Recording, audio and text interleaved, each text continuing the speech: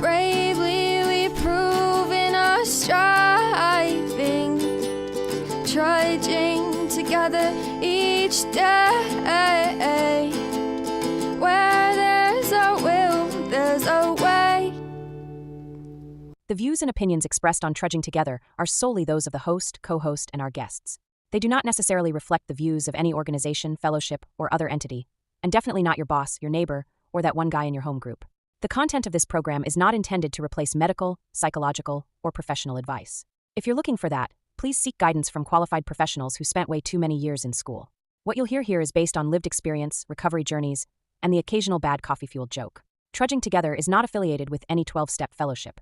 We are simply people sharing our stories and walking this path together, one day at a time. Thank you for joining us. And remember, recovery is serious business, but that doesn't mean we can't laugh along the way. And we're back. Back in the saddle again. I got my pomade. So much better. I like the wet look, right? Works well with curly hair. But not that, I don't want it like crispy. Like touch my hair, it's just all crisp and hard. Nah. Nope. I'm a pomade man.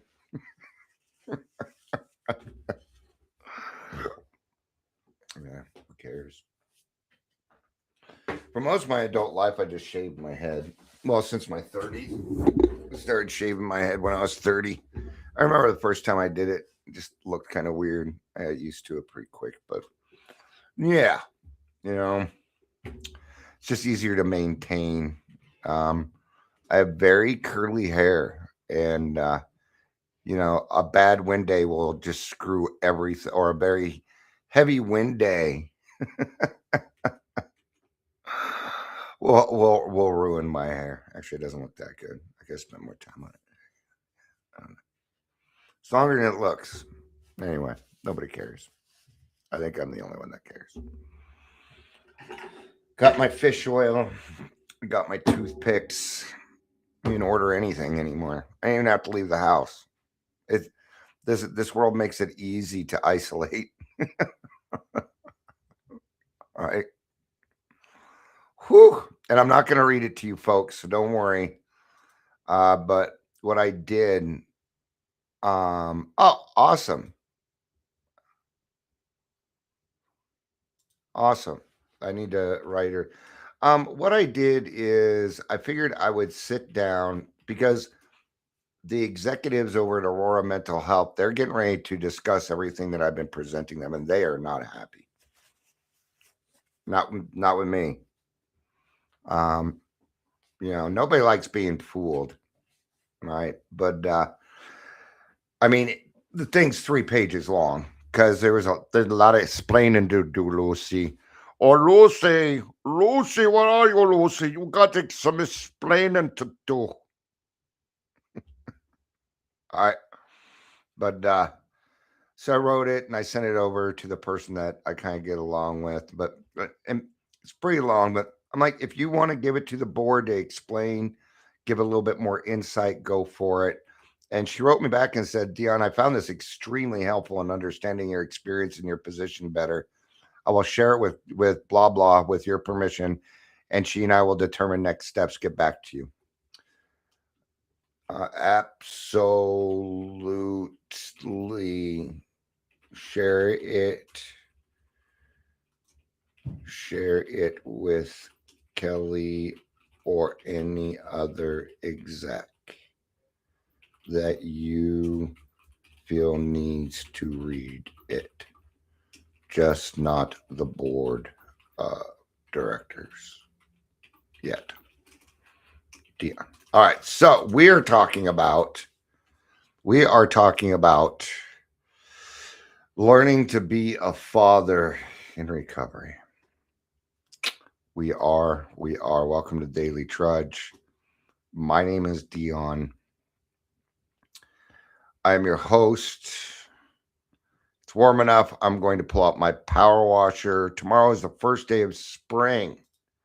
And also Mr. Rogers' birthday.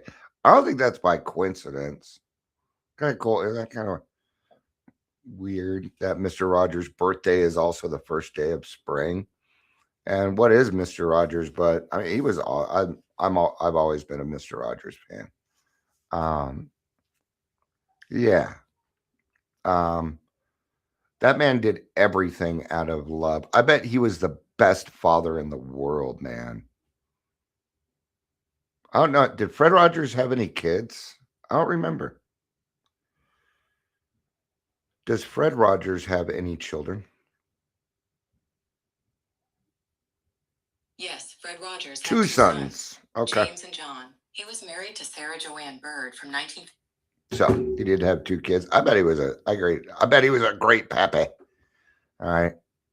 Or was he one of those guys where he got home and he's like, I've been nice to kids all day. Get out of my way. All right. Enough of the joking. All right. So I have to start this off with I was an absentee father for a very, very long time. Even when I got sober the first time, had 10 years, I was an absentee father in recovery also. Um, I didn't feel like I had the skills. I'm not gonna sit here and pointing fingers and things like that, but um, I married my first wife because she wasn't supposed to have kids, or she couldn't. So I'll put it that way. So, um, but yeah, and that's neither here nor there. That's I actually believe that that was the truth. I really do. So I just didn't think that I was going to be a very good dad because even while not drinking, I'm kind of fucking selfish. Um, what is- oh, it was a thumbs up. Okay, I guess you can do emoticons through email now. So, but yeah, and then my daughter came along also, and but really my absenteeism would start when I went back to drinking at 31. My daughter would have been, I don't know, maybe a year old, not even a year old. I think my son was about 3 at that time. And I started drinking. And in the beginning of my drinking, I would take, my daughter, my son was kind of out of the picture. He was still pretty young, didn't like sleeping over at other places, which I understood. I got that.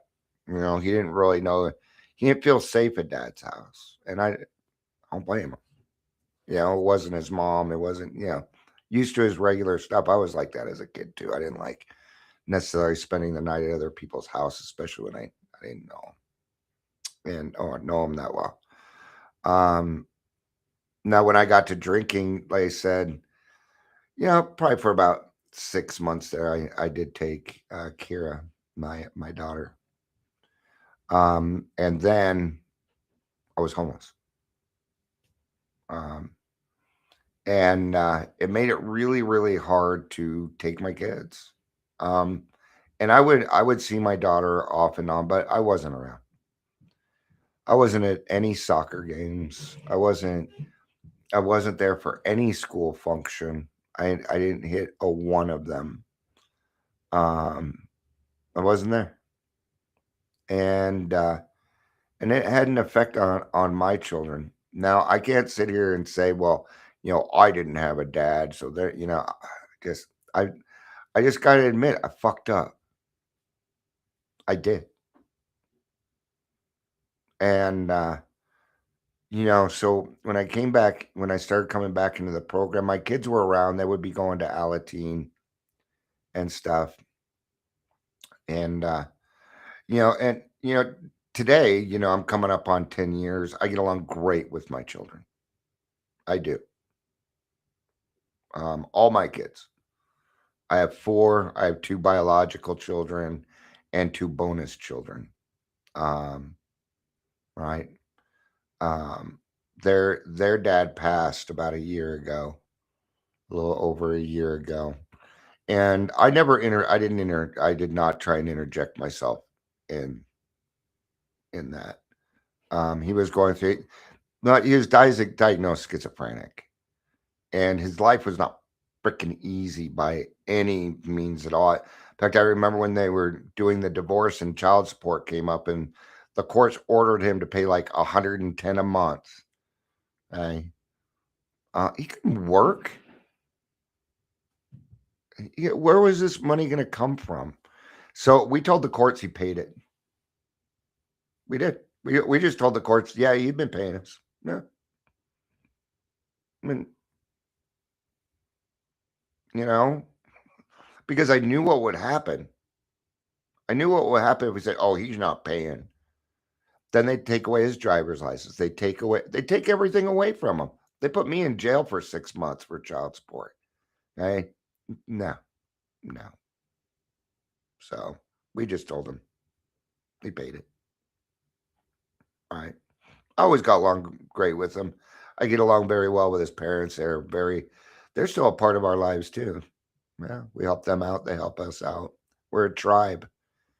It's a tribe, and it's kind of cool to sit back and look and think, wow, how did all of this happen? Okay? I'm going to tell you how it happened. A lot of hard work and the program of Alcoholics Anonymous. It restored. It took years. Okay? The oldest one, which I thought was going to be the last comeback, that was, she's a Leo. Leos don't forgive that easy. Takes them a little while, but she was actually the first to kind of not necessarily forgive, but got to know me better, things like that. We get along really, really well. It took some kids, one kid 3 years. It took some others 6 years, and it took another one 8 years. It took that long. Right? I had to prove to them, and it was not on Dion's time. It was when they were ready. So what I did is I stood ready and I continued working on me. Now, it wasn't until I was about 6 years sober that I felt like that I could be a parent. I had a lot of things to work on. Even to this day, sometimes I'm like, am I really a father? It doesn't quite connect with me all the time. I am, but I don't, there's no manual to this. I don't know what I'm doing. Well, I do actually. It turns out, I'm not going to sit here and say I should win the Father of the Year award. Okay? But I am a much better, I am at least the father they deserve now. And that's what matters. Right? We did go through all of this. It did happen. Right? So it's not easy. Right?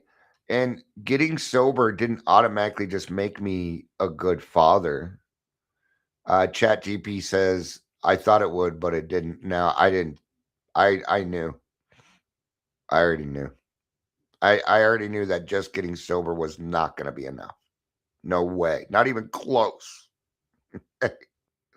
Now, you might think that. Now, here we are again at time. Where we're go a couple months and we think we're well. And yeah. And I'll tell you a quick story. I was about 3 months sober, and I was cleaning the house. I was doing, those, you do your Russian cleaning. I think it was a spring cleaning I was doing or something. Well, April, May, June, July. Yeah, maybe a summer clean, but I was cleaning. And I ran into a bottle of Tuwaka. My wife hid her Tuwaka from me. She is not an alcoholic, okay? Because if I got a hold of it, I would consider it mine now. I just did. I would take it. So anyway, I dumped it all out. Gabloop, gabloop, gabloop, gabloop, gabloop. I even did the right thing, right? I filled it full of water, emptied it out, throw it in the trash. Well, my younger bonus daughter comes home from school, walks in, sees the empty bottle on the top of the trash, turns around and leaves. And I saw her come in and leave, and so I'm like, oh, she must have had some, maybe she forgot something or whatever. She'll be back in a little bit. And I get a phone call in about 5 minutes. Thankfully, my wife didn't work too far away, about 5 minutes away. And it was my wife. and she said, she's like, I need to ask you a question. But I don't want to hurt your feelings, but it needs to be asked. Are you drinking? And and I told her, no, I'm not drinking. And you could I tell you, okay, if I was drinking, I'd be like, yeah, can you pick me up some more? I shit you not. That's how I'm like, no, I'm not drinking. And she said, well, she came home, saw the bottle. Now, did it kind of hurt? Yes. I didn't get upset about that. I told my wife, I'm like, she has no reason to believe. Why would she think anything else?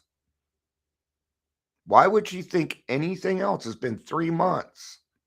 I'm like, no, she did exactly the right thing. She does not need to feel guilty. She does not to be, because the one thing I wasn't going to do was, she comes home and I'm mad at her for accusing me of drinking when that's what Dion does.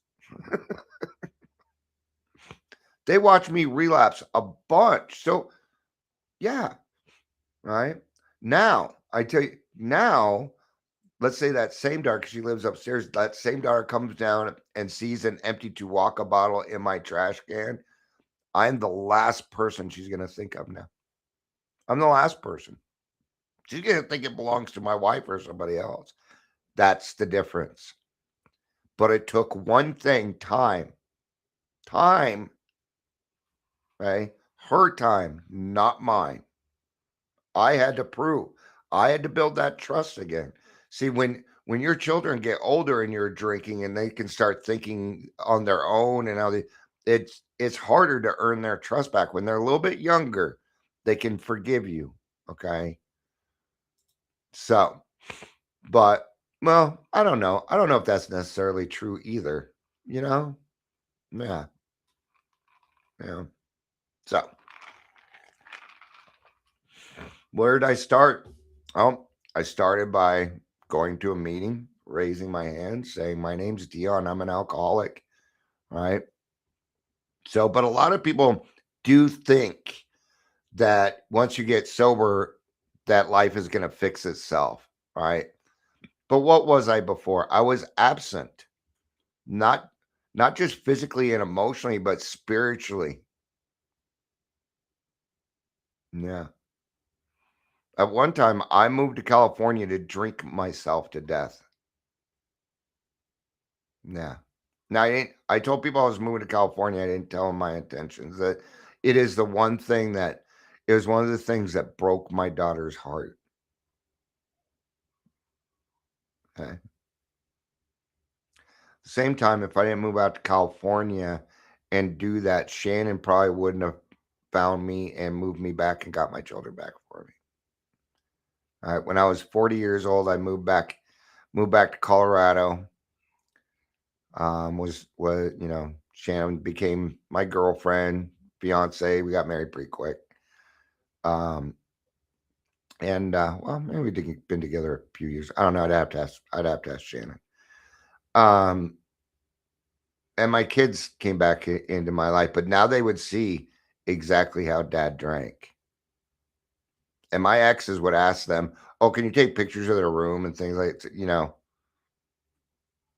all the time, all the time. People spying on, and man, that stuff drove me fucking crazy. So after a while, I just wouldn't let my kids in the room. You know, they were just wanting to use that to get something over on me. They weren't wanting to help. Yeah, my ex. What was I before too? Self-centered. I was inconsistent. I was unreliable. I was not a reliable father. Okay. Now, I do want to tell you this. I do not feel or think that way anymore. I don't. I think that like I said earlier, I don't think I'm the father of the year, but I am the father that my children need. I am. Now, I applied for disability. I'm disabled, but what that does is it gives me more time to spend with them, and I do. Yeah. I talk to at least two of my kids every day. Of course, it helps that two of them live with me. My grandson. It was kind of nice. In the beginning, it drove me batty.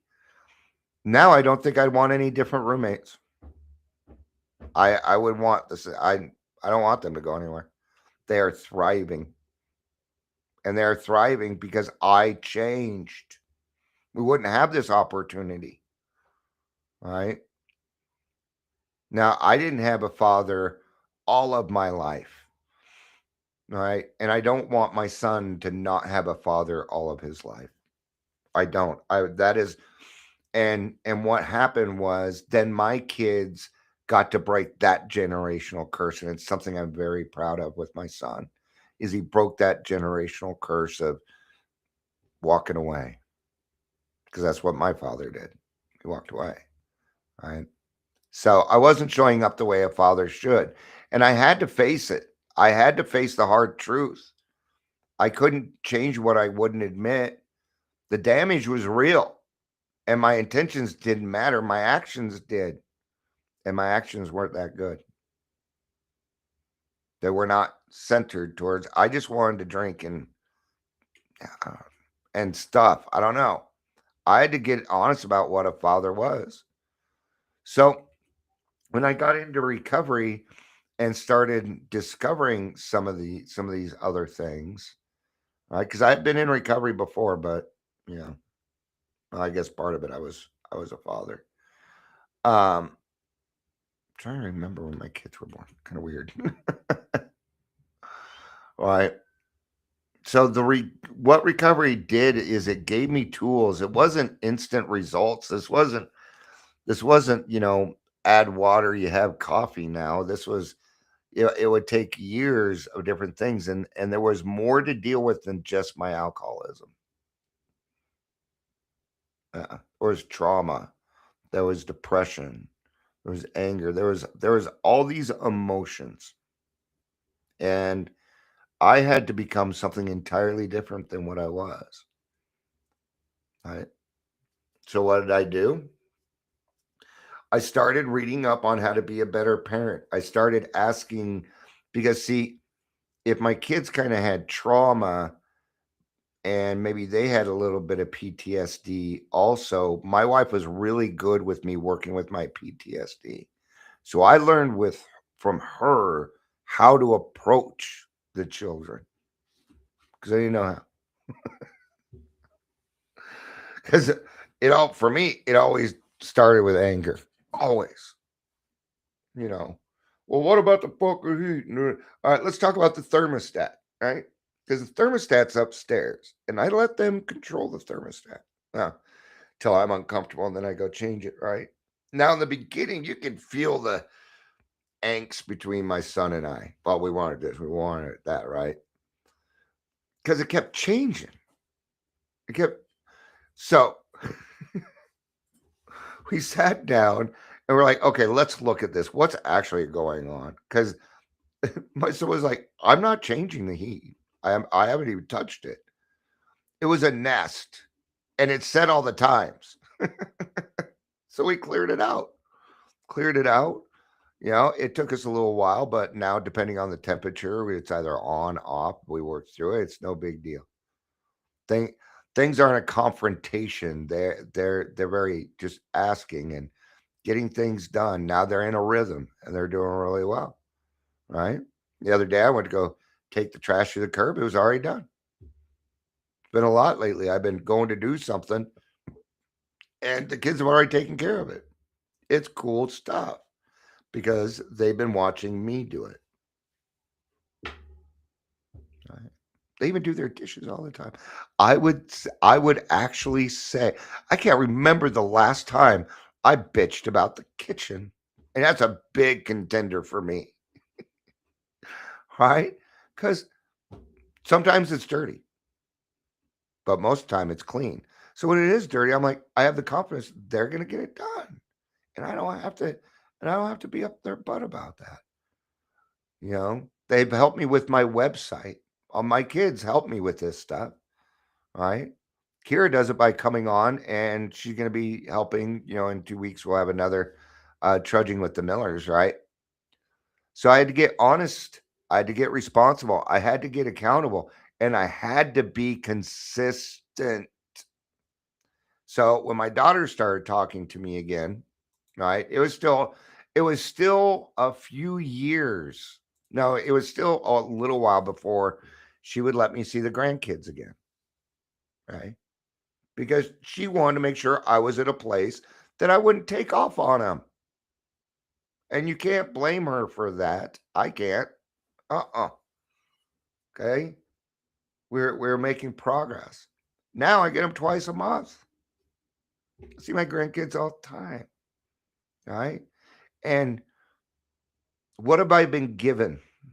I'm going to tell you what I've been given: redemption.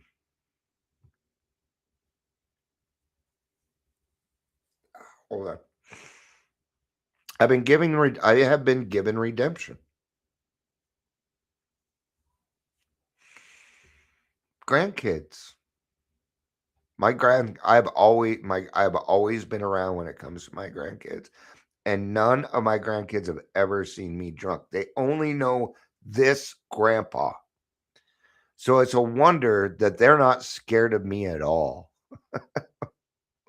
My daughter and my grandkids, well, all my kids, because they know better, they're not scared of me,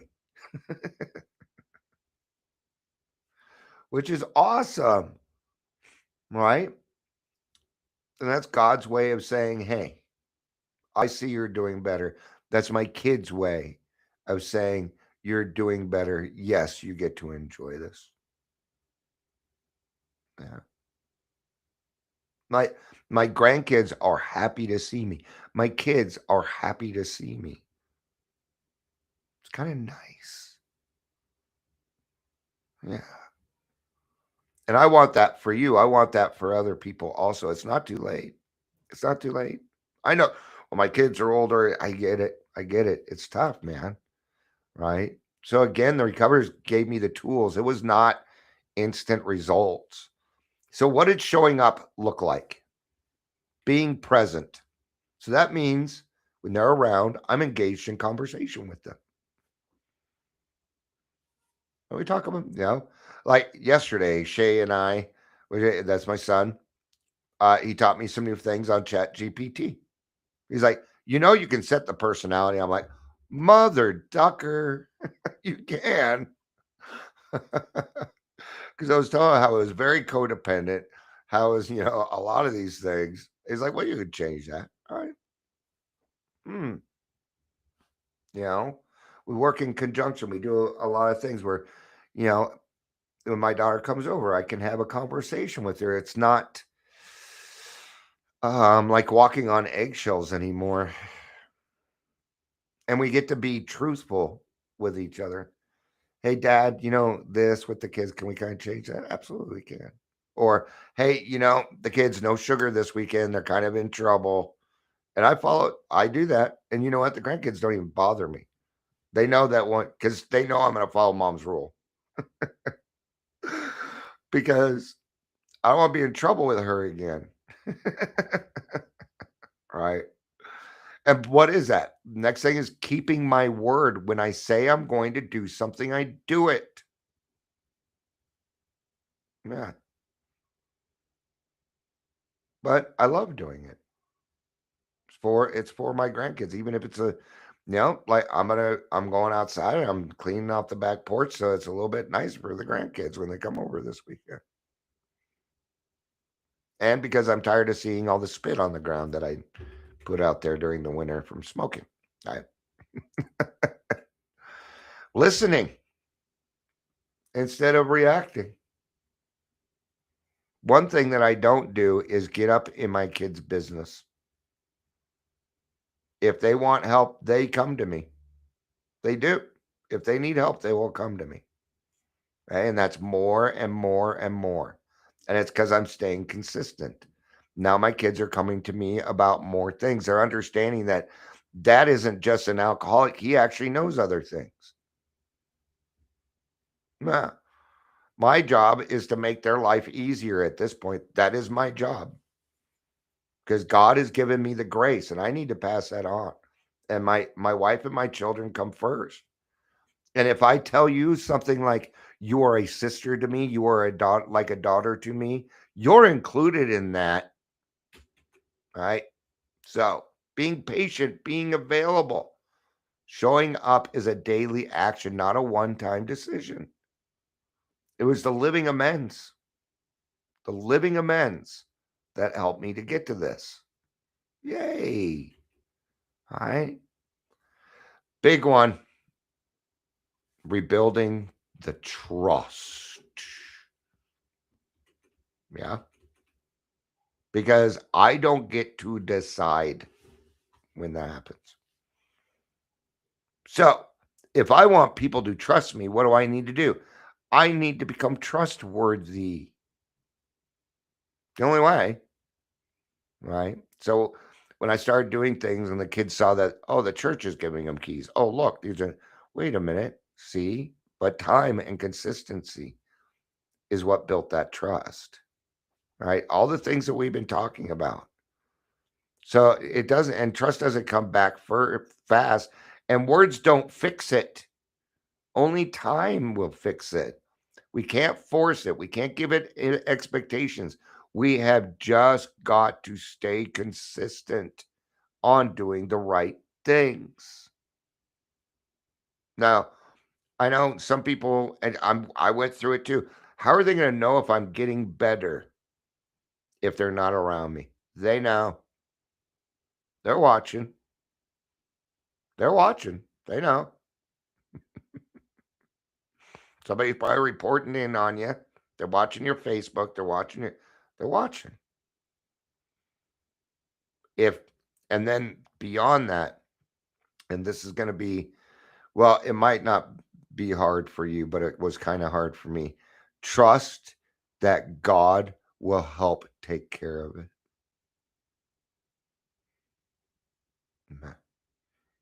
But you're going to have to trust God first for that to happen. You're going to have to remove the expectations. And I'm going to tell you, it's hard to do, but when it comes to your children, it's even harder, right? Because when I'm emotionally attached to somebody, it's my feelings that start to make decisions instead of the facts, which is why I stay, heck, that, like my daughter, right? She got 7 months. And every now and again, I might say something like, hey, you need to do a little bit of service for that. But I stay out of her program. I even helped her get a sponsor. And that person's a good friend of mine. Right? We don't talk about her. No. I might hear Kira's doing really great, but otherwise I stay out of it. She will tell me what she wants to tell me. Yeah. I don't need to be up in her business about her program. Not only that, but I don't know what it is. When it comes to my kids, I can't talk the same way as I do to somebody that I don't know or that's a friend or somebody.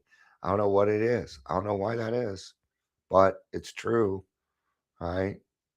And what the hard parts, the guilt, the shame, wanting to fix everything right now and feeling like you're behind. So recovery doesn't erase the past, but it can change what we do today, what our actions are today. What did we do today to make the world a better place? Your children will see this. They will notice. I remember when I was talking to Carrie again, and this was, I don't know, 3, 4 months back. She said that when we first started talking again, she wanted both my wife and I there because she wanted to see how I was treating Shannon, which actually is a great way to do it because she's the one I love the most. If I'm, yeah, made sense to me. All right. So what does it look like today? Well, I'm more present. I'm more patient. I'm more aware.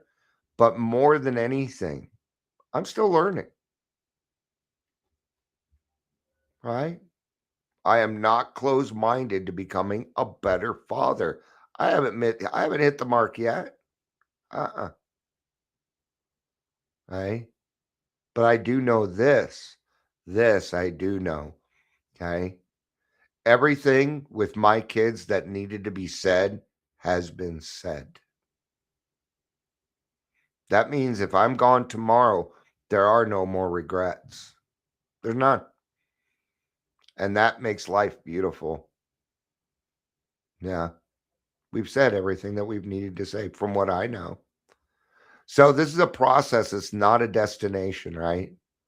And I'm not perfect, but I'm here, which is certainly better than what it was, right? So being a father in recovery isn't about being perfect.